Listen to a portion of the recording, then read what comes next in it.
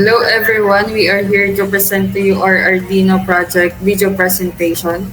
First of all, I would like you to introduce to you our Group 5 with the group name BroCode, together with my members, Mark Allen Hortelano, Daniel Monteroso, RV Labitad, Maria Risa Milia, and Nikki Zane Canzon.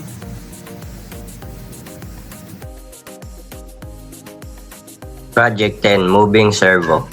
An Adreno servo motor control project allow you to control position of a servo motor. By using an Arduino, a servo motor can rotate to a specific position, typically between 0 and 180 degrees, making it useful in applications such as robotics, automation, and remote control system.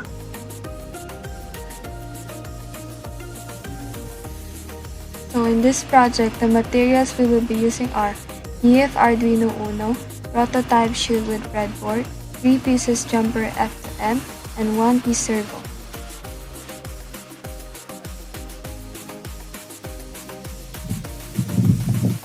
The servo has 3 leads. The color of the leads varies between servos, but the red lead is always 5P and GND, will either be black or brown. The other lead is the signal lead, and this is usually orange or yellow. This signal lead is connected to digital pin 9. After that, we will see our group preparing for this project.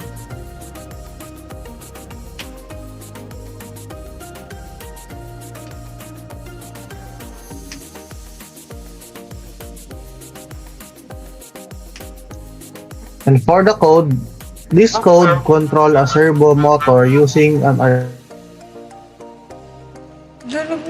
Arduino.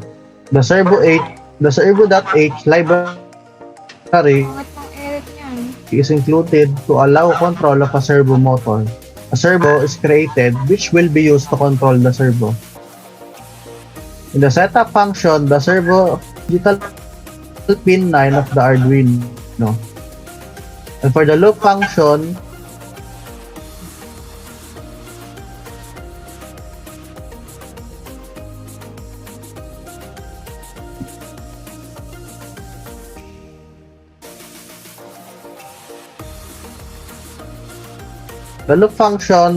then repeatedly moves to 180 degrees. A delay of 1000 milliseconds, which is 1 second, is to 180 degrees. Another degrees. So after that, you will see the final output.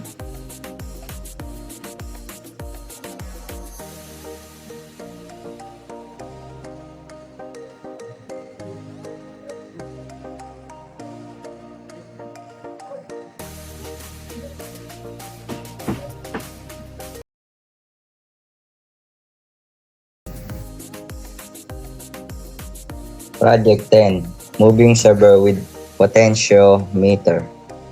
This Arduino code demonstrates how to control a servo motor using potentiometer. The potentiometer acts as a variable resistor, allow the user to adjust the resistance,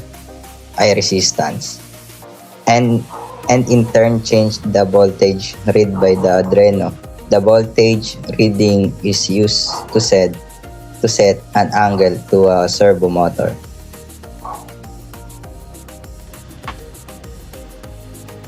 For Project 10 Challenge, materials we will be using are EF Arduino Uno, prototype shield with breadboard, 3 pieces jumper F2M, 3 pieces jumper M2M, 1 servo, and 1 10K potentiometer.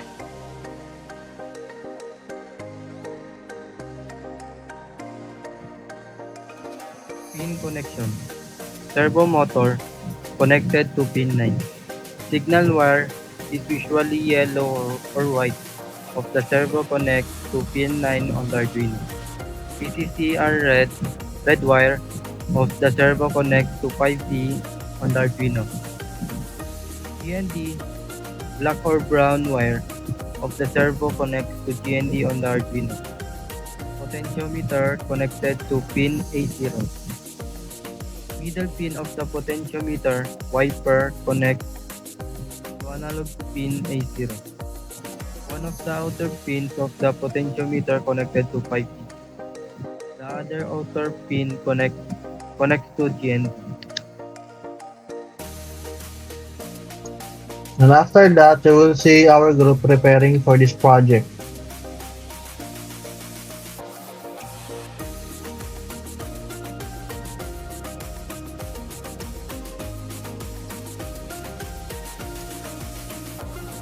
And for the code starts by defining the pins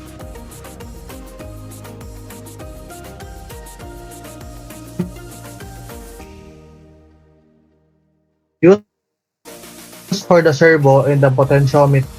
Pin is assigned pin 9, which will control the servo motor, while the potentiometer is connected to analog pin AO0 to read the potentiometer value. We also declare the servo library that provides the necessary function for controlling servo motors. Setup functions the servo pin as an output pin. Indicate the clear attach method to the pin, allowing it to receive commands for positioning. The loop function contains the core logic of the project. Reading the potentiometer value, the analog value from potentiometer is read using the analog read function,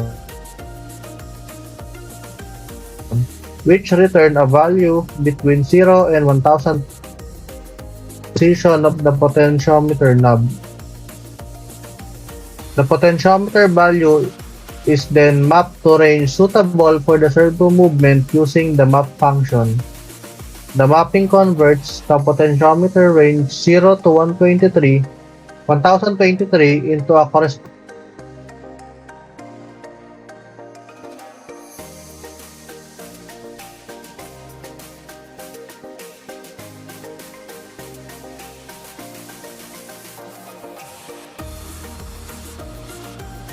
This allows the potentiometer that called the map angle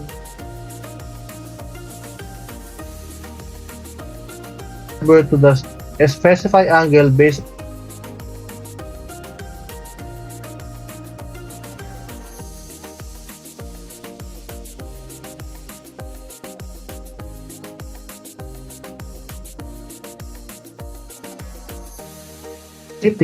of 50 milliseconds. Iteration of the loop begins. After that, you will see the final output.